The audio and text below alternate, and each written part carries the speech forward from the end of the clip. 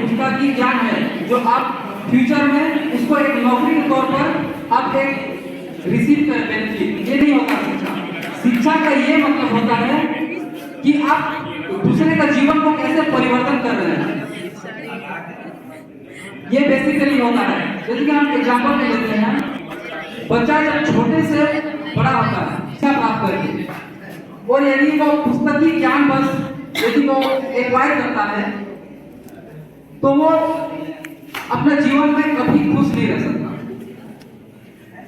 कभी खुश नहीं रह सकता। क्योंकि देखिए हम लोग रिसेंटली देखेंगे हमारे इंडिया में, पूरे विश्व में एजुकेशन सब गेन करते हैं, लेकिन एजुकेशन होने के बाद भी इतना क्राइम रेट क्यों बढ़ रहा है? आप देखेंगे क्राइम रेट प्रतिदिन डे बाय डे इतना इंक्रीज हो रहा है कि हमारा शिक्षा का कोई महत्व ही नहीं रह गया। तो ये सभी शिक्षक को, ये बच्चों को ये बताना होगा कि शिक्षा का क्या तात्पर्य होता है।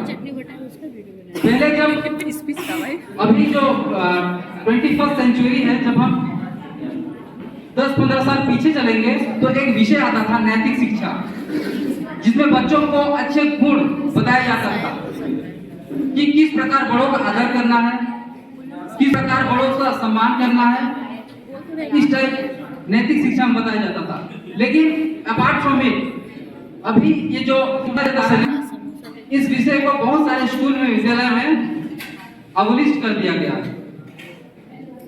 तो नैतिक शिक्षा बहुत ही जरूरी है बच्चों को अच्छा राह दिखाने के लिए। और हम लोग सोचते हैं education is very important in our life, हमारे दैनिक जीवन में कि शिक्षा जो एजुकेशन है बहुत जरूरी है। मान लीजिए मैं पीएचडी कर लिया और पीएचडी करने के बाद भी मेरे पास उतना नॉलेज नहीं है कि मैं सामने एक स्टेज में आके कुछ बोल सकूं 2 शब्द, तो शिक्षा से क्या मतलब हो गया? कोई मतलब नहीं। आप पीएचडी करो, आप साइंटिस्ट बनो, आप कुछ भी बनो, यदि आप अपना स्किल्स को दिखा नहीं पा रहे हैं, आप दूसरे को सिखा नहीं पा रहे हैं, तो एजुकेशन इज कोई मतलब का नहीं। It is a simplicity, it is a look, बस ए दिखावा के लिए शिक्षा। तो मेरे को लगता है कि जो ये शिक्षा है ये डिराइव होता है ज्ञान से, नॉलेज से, क्योंकि नॉलेज से ही इंसान महान बनता है, ना कि एजुकेशन से। अभी हम जो कर रहे हैं ठीका में कर लेते हैं, पैसा दे के कर लेते हैं, ना कि उनके पास नॉलेज है, बस एक सर्टिफिकेट या सिग्नेचर के द्वारा एक लीगल डॉक्यूमेंट है, बस यही शिक्षा का आज महत्व रह गया है अभी इस वर्तमान पीढ़ी में।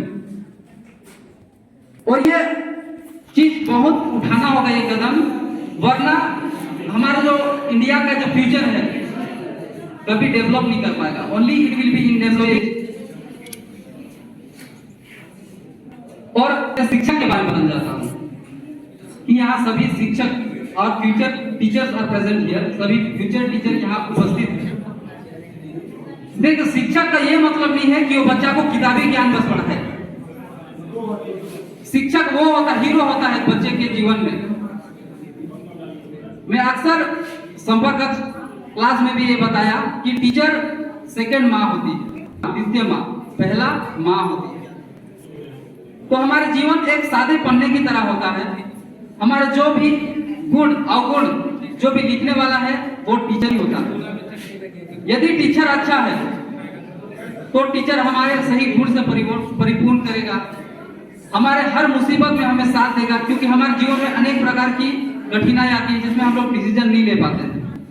और टीचर ही एक इंसान है, एक भगवान के रूप में हमें राह दिखाता है। तो पूरा भारत देश में हमारा संविधान में यह है कि टीचर को रिस्पेक्ट के तौर पर, जैसे डॉक्टर लगाते हैं, एक सरनेम दिया जाता है और बाकी में नहीं। क्यों? क्योंकि शिक्षा इतना महान होता है। तो मैं यही चीज मैं बताना चाहता हूं, आप शिक्षक जब बन जाएंगे तो आपका यह कर्तव्य होना चाहिए कि बच्चों को मानव से मानवता बनाए।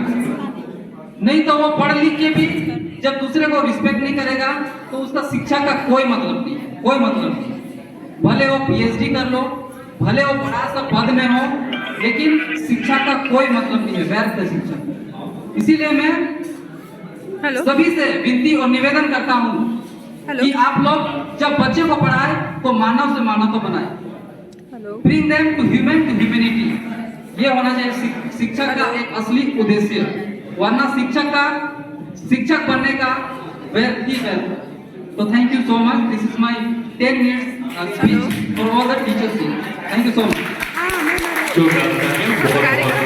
धन्यवाद अमीन प्रकाश जी, आपने हम सभी शिक्षा के क्षेत्र में हमें कर्तव्य बोध कराया और कर्तव्य का बोध कराती और